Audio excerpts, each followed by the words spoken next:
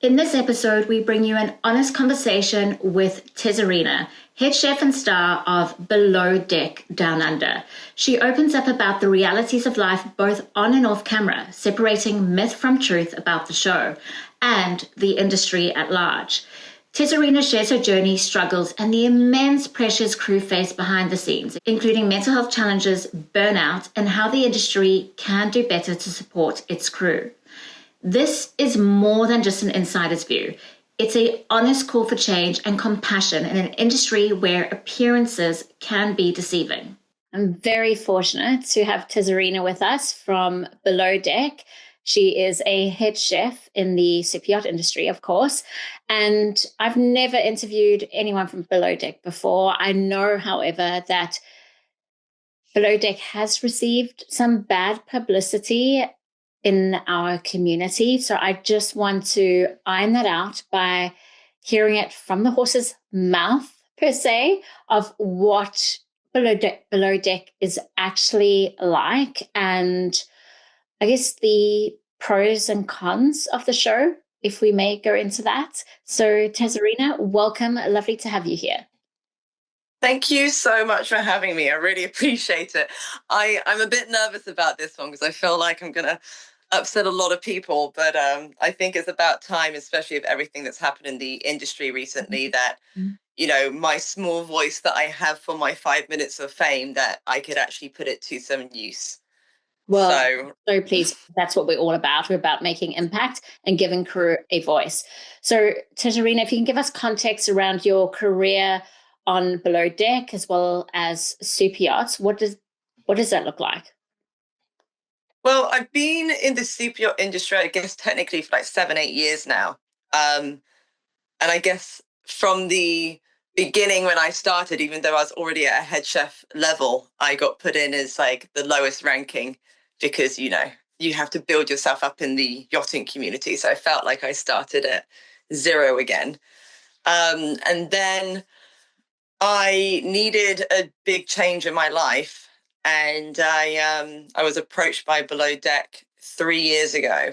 And so I kind of decided, well, it was actually 4 years ago. I said no a few times to them. But then when Down Under season 2 came about, I decided that, okay, maybe it is the right time to do it. And then I stepped into a completely different world of what yachting is. So that was, it's crazy. It's like yachting on steroids. Huh. It's like,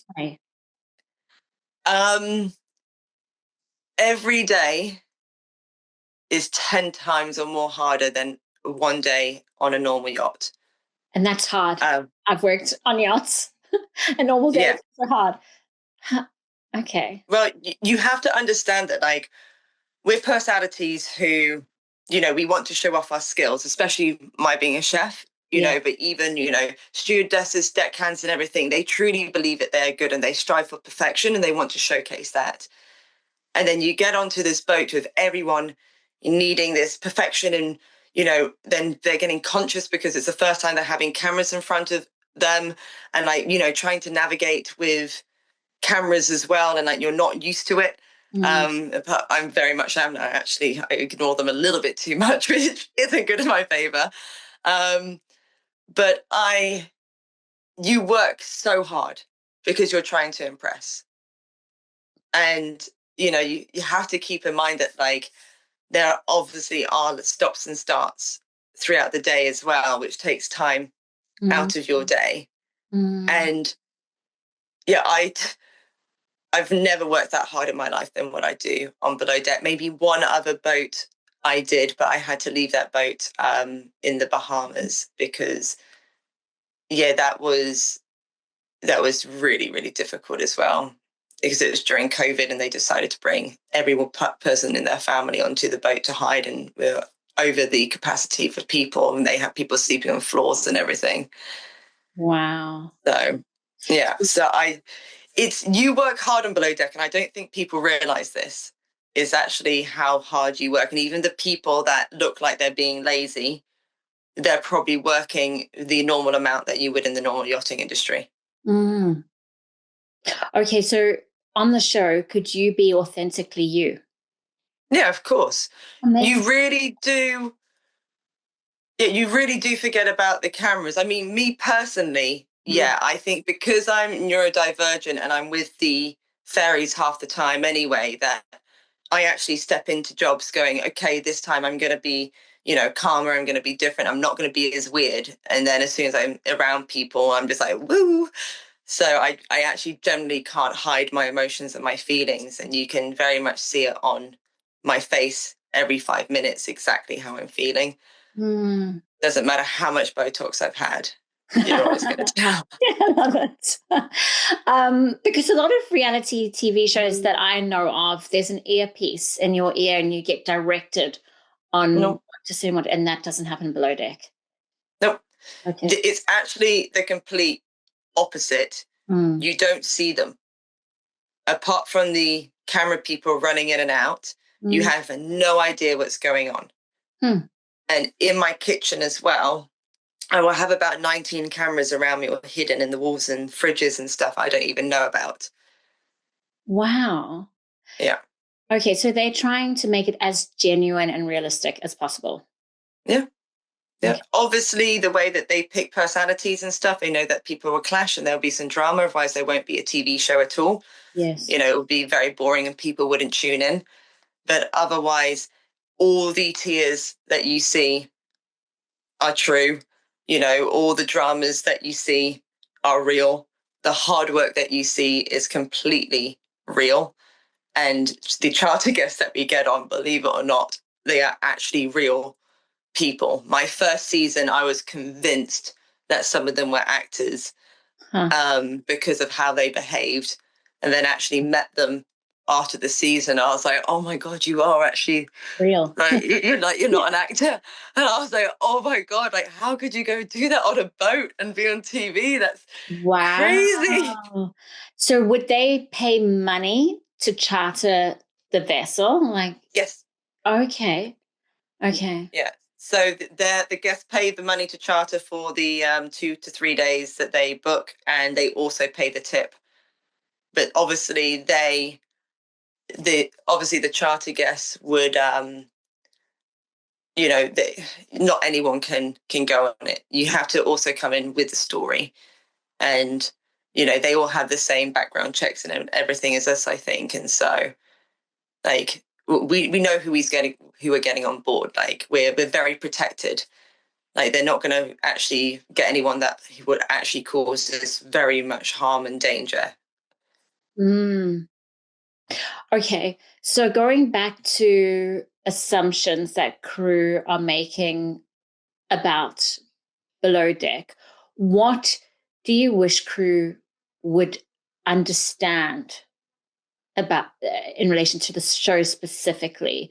Because I think they're portraying a negative image of below deck and saying it's ruining our industry. I don't know, back in the day when you were a kid and you went to the movies, do you remember the Peter Stuyvesant ads for cigarettes? It's like Hawaii, jet skis, all looks amazing. So they feel that it's quite similar where they're painting a picture of a lifestyle that's not true. So it's the partying and the drinking, and it's attracting a particular type of individual to the industry. That's just one example. How would you speak to that example? And are there other things that you're hearing from crew that is not true about the show? I truly believe unless you've done it, then you can't have an opinion. Mm. Like the naivety you have to think that if you think that that's what they're advertising, because yes, okay, in the the opening scene, there's jet skis and oh look where we are, look at this paradise. But then you see crew members collapsing, you see crew members having anxiety attacks, you see essays, you see violence, you see it all. So how naive do you have to be as an individual to look at that and you actually see how these people are in this pressure cooker and working so hard and all these emotions coming out and you think, oh, that looks glamorous and nice. Like that isn't a below deck problem. That's a them problem. Okay. And extreme naivety. Yes. And maybe they're choosing to see the so-called good over the realities of yachting. Yeah, absolutely. And it's also just like, so you don't want to, hire people from below deck because, you think that they're a certain type of person. Yes, I've heard that one. Yeah. But but we get background checks, we get psych tests. And I know this is such a classic thing for below deck people to say, but you're watching a 40-minute episode of 2 days, and each character would probably get 10 minutes of airtime. And you're judging someone for 10 minutes that you watch every single week. It's just, for me, it really blows my mind. Mm-hmm. And yes, a lot can happen in those 10 minutes, but it's either all the best parts or the worst parts of that day. It's some of the people that I've seen who've come out below deck looking terrible. When I've actually met them and worked with them after the season, I've realized actually they're the nicest, sweetest people. I have moments on the show that I am not proud of, that, I get pushed into a corner so much that, I've shouted or I've cried over something that, at the time seems so big, and looking back, it's so small, and people go through that every single day in yachting. Yeah. And it's worse, and the drinking around it as well. It's like, okay, so in normal yachting, you have a 10-day charter or a week.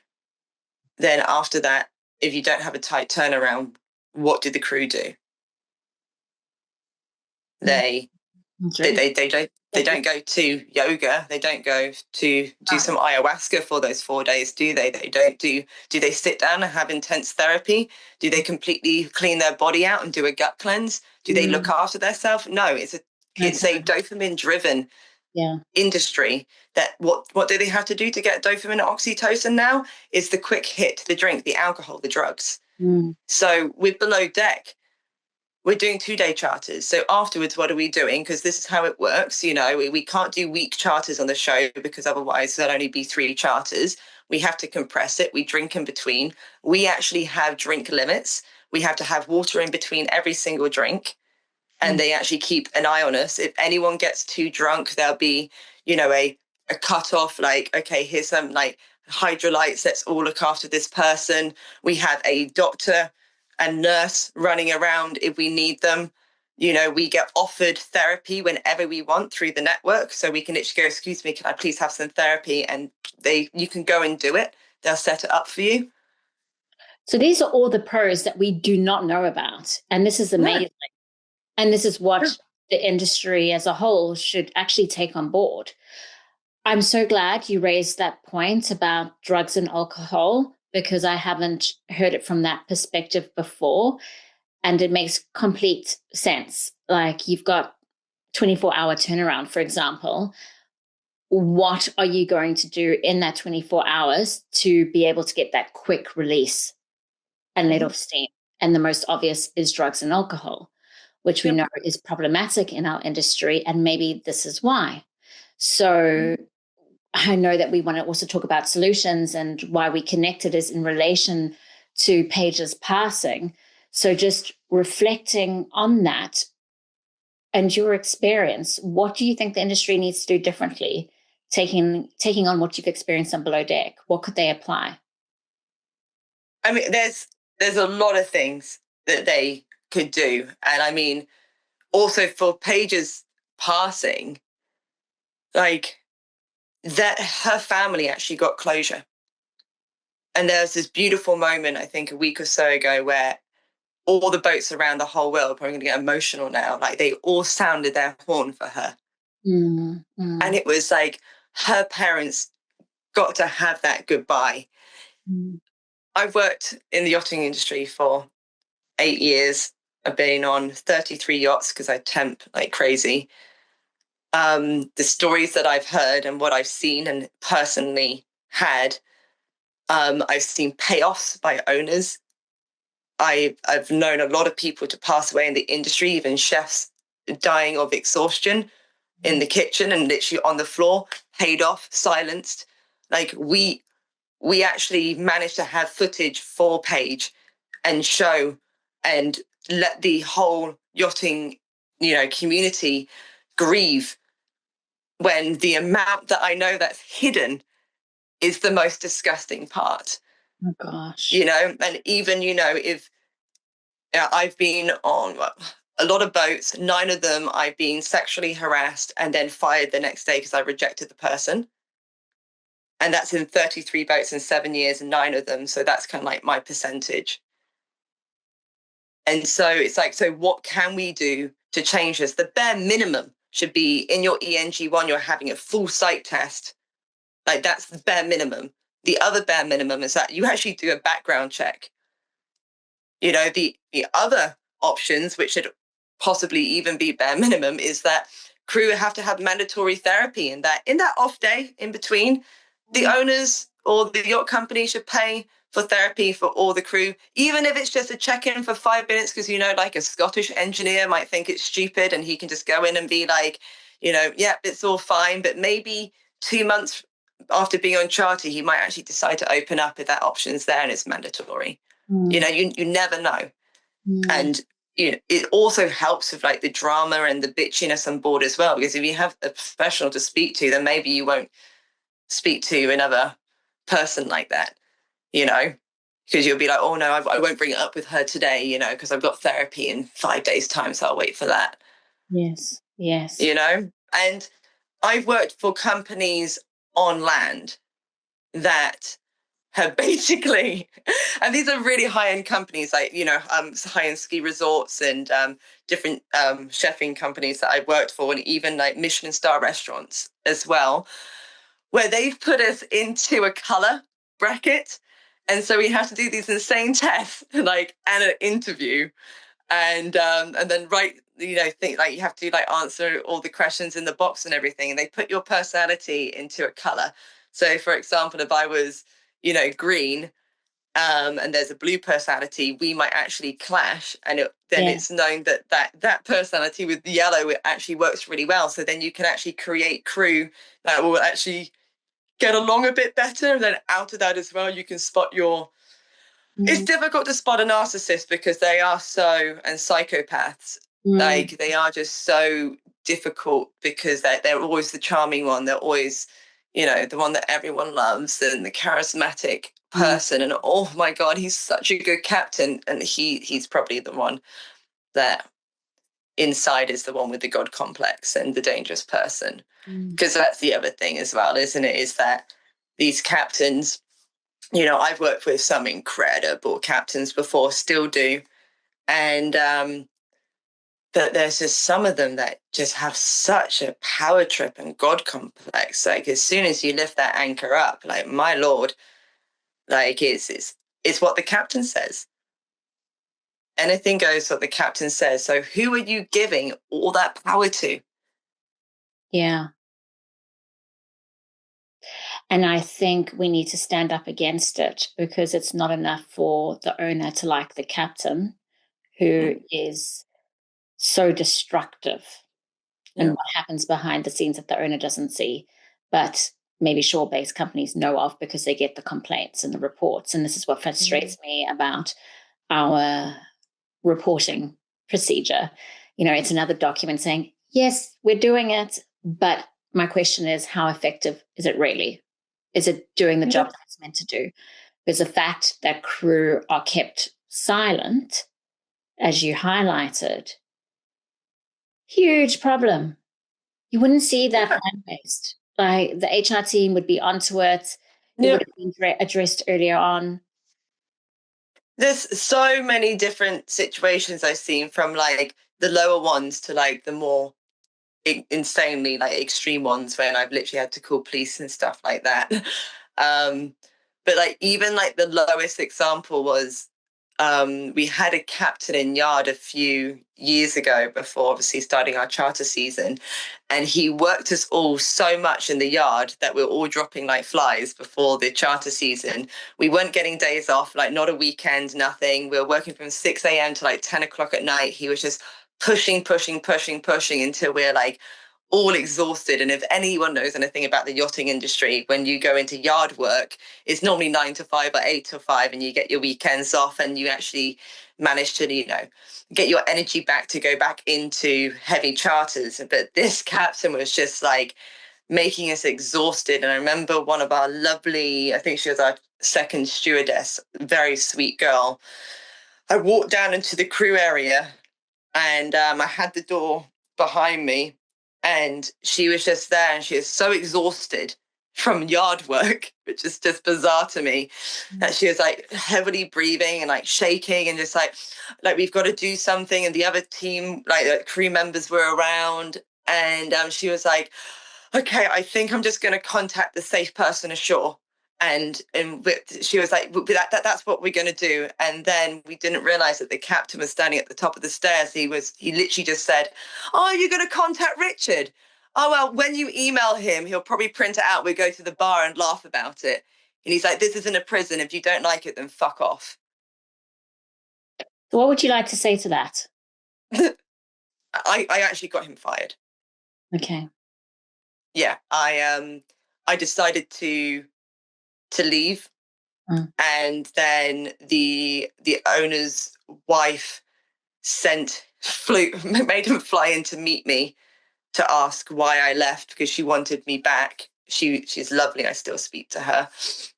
I really like those are lovely, lovely owners. And me being me, I just couldn't hold back. And I was like, this is what's happening.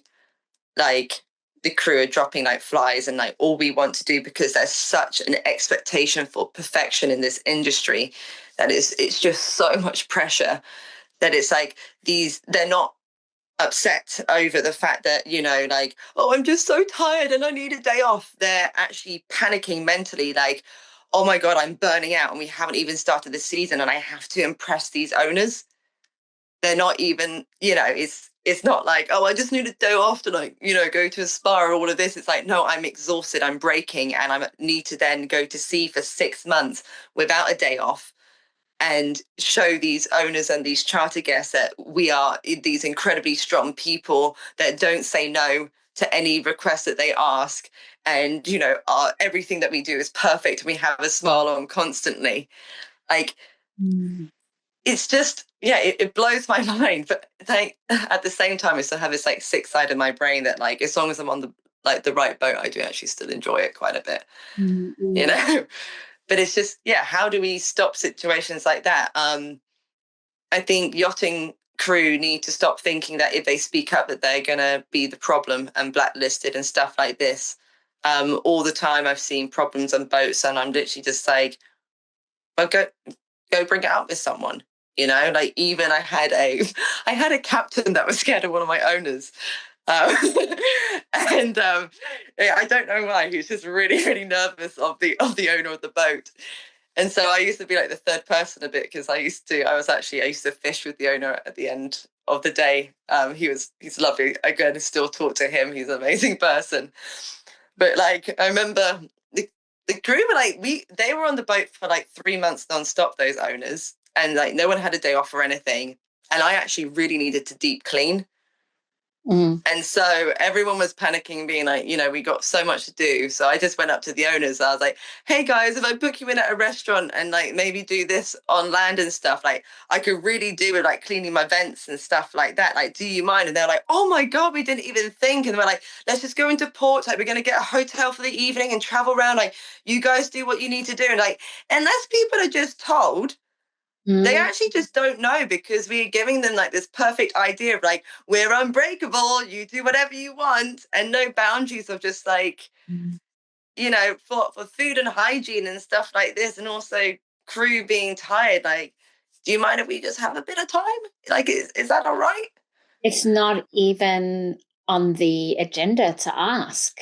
That's the culture. Like, you can't ask the owner. Yeah. And that's why we need more support from the owner's office, from yacht management companies to advocate for crew and brokers to set a boundary and saying, yes, you can have a super yacht, but these are the conditions if you want the ultimate guest experience and to get, I guess, the best out of your crew from a productivity perspective. This is what they need. Yeah. Yeah, I do think as well that even the small boats now, I generally think that all crews should just be on rotation. Even if it's like, not a 2-2 or a 10-10 or whatever you want to call it.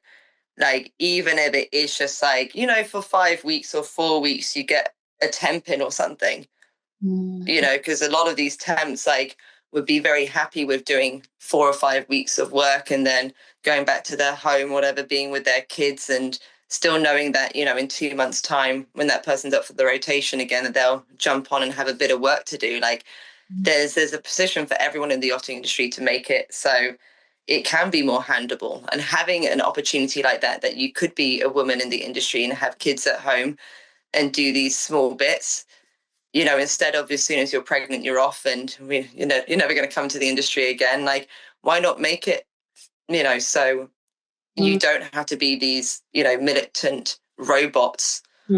And, as soon as you get exhausted, you're done,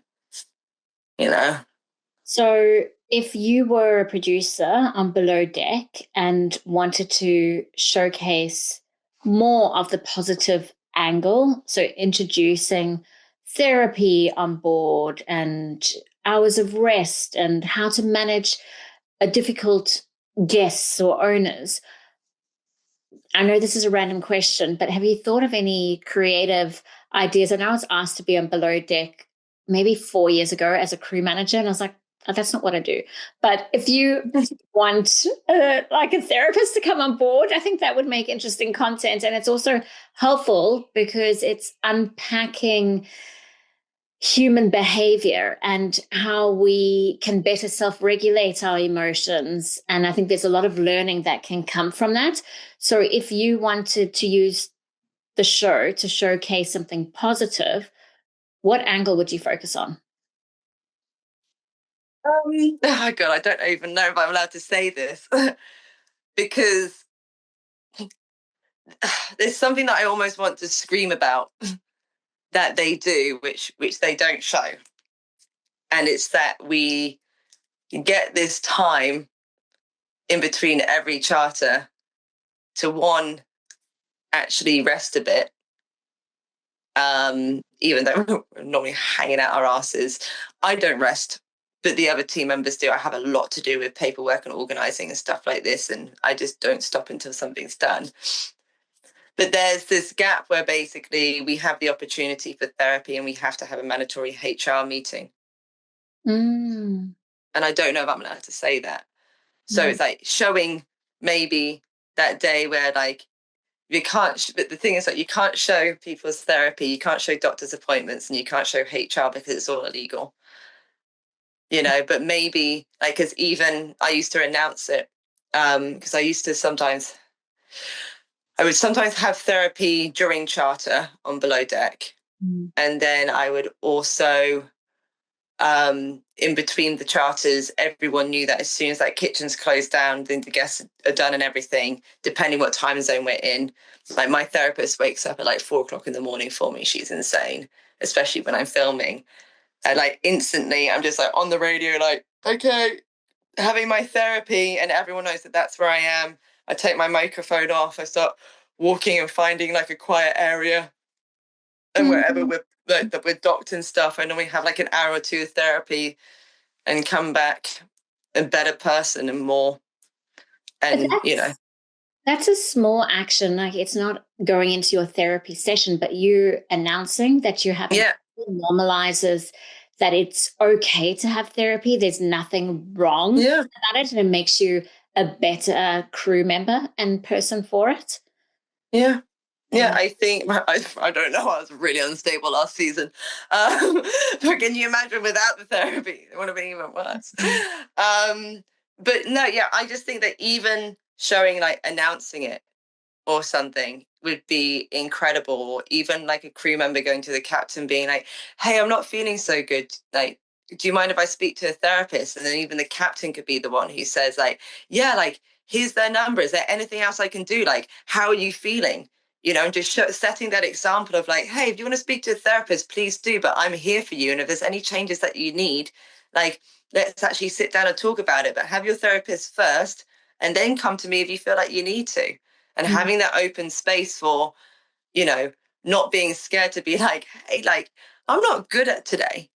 Yeah. Because you're never allowed to be like, I'm having a bad day. I'm not good today. You're just not allowed to really say it in yachting. I had one of my really amazing friends. I was in Palma cooking on a boat, and her boat was like about 5 away from me. And I had the owners on, and we're in port. And I got a phone call from her. I was like, oh God. And I had my phone like this and crying her eyes out, going, I can't do it. I can't do it. And I was like, where are you? She was like, I'm in the container at the end of the dock. And I was like, how long you been in there? She's like, I think I've been having a panic attack in here for 2 hours. And I was like, oh my God. And I literally just turned everything off, said to the owners, like, I'm just stepping off for about 10 to 15 minutes. Dinner will still be on time. Like, I'll see you in a bit. And I managed to actually go to her and care for her and ignore the fact that, dinner might be late. I don't know. I might cut off a course that night. But to help someone who's having a panic attack in the container because of what her bosses are doing to her. Yes. And the pressure of it, of this pressure of perfection, I think she might have broke some Hermes or something. But like, I think, or like stained a designer t-shirt or something, and that pressure of just like, oh my God, I ruined this really expensive thing. It's like, well, that's the risk of having expensive things, and actual rich people know that. But actual rich people are normally there sewing up their fucking trousers and stuff like that because, money talks and wealth whispers. So in that scenario, you would have had to have had a captain that would have been supportive and allowed you to let go and see your friend, right? Yeah, I mean, I kind of just told him. Okay. But you're a rarity in the industry by the sound of things. I generally think it's because, like, I care a lot about my jobs, obviously. And my owners normally for me, or my charter guests, like, I do like to excel and give them something amazing. But at the same time, I've been in therapy for years and I know my boundaries. And also I know, because I've been on so many boats, that if I am the one that stands up and goes, okay, here are the issues, this is what's happening, I'm bringing things to light, I don't actually care about getting fired. I think that's it. Like, there's always going to be options for me. There's always different jobs. I'm a very skilled chef of 18 years. If it's not the yachting industry, then it's a private household. If it's not a private household, I'm a nutritionist. I do gut health. There's so many different things that I do. It's like, I don't need to actually rely on having that job. For me, it's not like, oh my God, this is my whole life. This is my whole world. For me, I don't have to do it, but I want to do it. Yeah. Yeah, fair enough. And it's about, I'd say, how you reframe it, really, more than anything else. And putting things in perspective and acting according. And I always shout about this one, but acting in accordance to your values. So what is important to you as an individual? For me, personally, it's justice. And when I can see injustice, I get really upset and triggered, and I will not stand. Maybe in my early 20s, I would, because I didn't have that life experience behind me, but stay in an organization or work on board where I can see injustice going on. I mean, I do really want to highlight that, like, I don't go onto these boats and see like the smallest thing, like one girl crying, and I'm just like, oh, this is terrible and toxic. I bring things to light, like, I've experienced kidnapping, human trafficking, SA. Like, those are I bring the extreme things to light. And I think that there's, obviously a few boats out there that are nervous to hire me. And I'm like, what are you hiding? The boats that I have. Like, what in terms of hiring you, are they afraid that you're going to call them out? No, I generally think that because I have such, an opinion and a voice, and I don't hold back with what I say. And I've done so much press and interviews, and now because of the show, and people know my personality on the show, that I don't really stand for bullshit too much, especially not after my last season. But I think that just because I bring awareness to many things within the industry, because I generally just want to help and I want to keep our crew members safe, that people think that I would be dramatic about the small things on board, which I'm not. I'm like, oh yeah, okay, great. Just, don't hit that person, or, don't hide their phone and all of this and keep them locked in a room. And then it'll probably be fine. There's always going to be your basic exhaustion dramas throughout the season. And there's the way that humans work, as you'll probably know this really well, is that in every group of humans, there always has to be a target.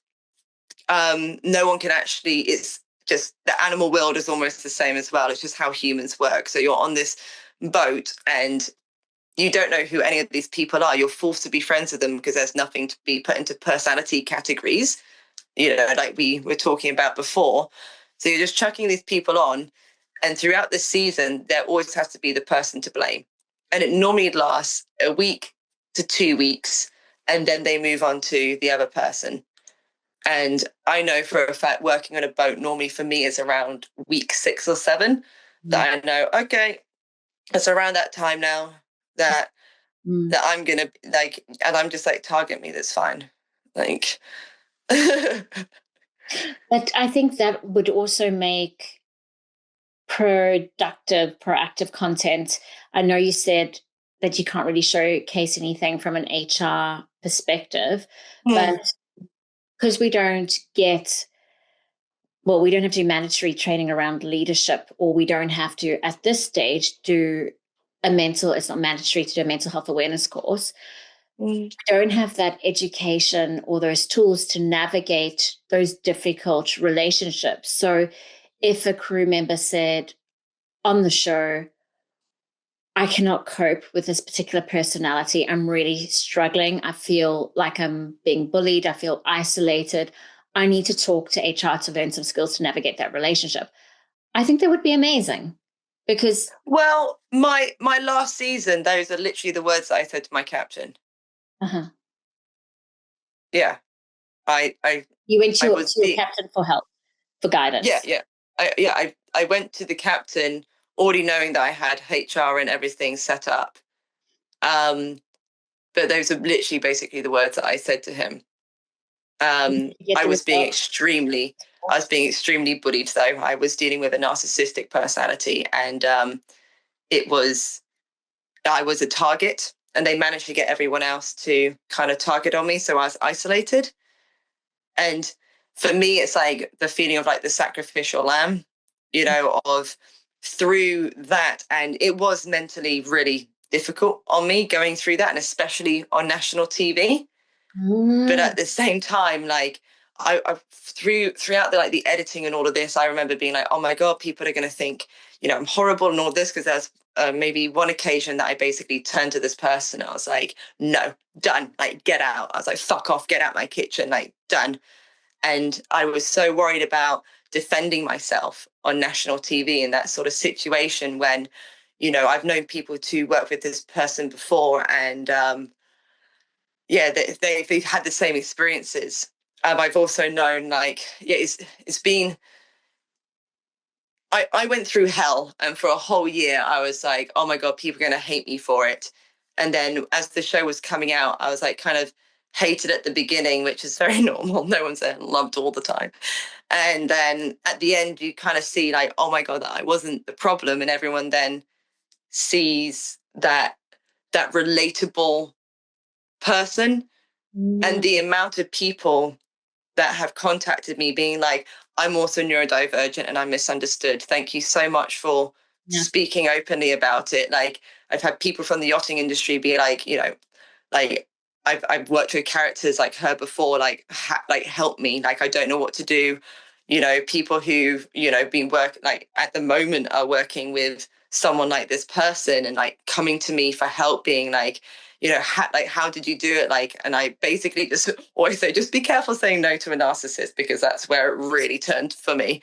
And I was stupid in that moment, being like, no, fuck off. And and I gave her something to use as leverage. It was funny because I hadn't said one thing horrible or wrong the whole season. She'd just been hammering things at me every day, and there's a lot of stuff you didn't see.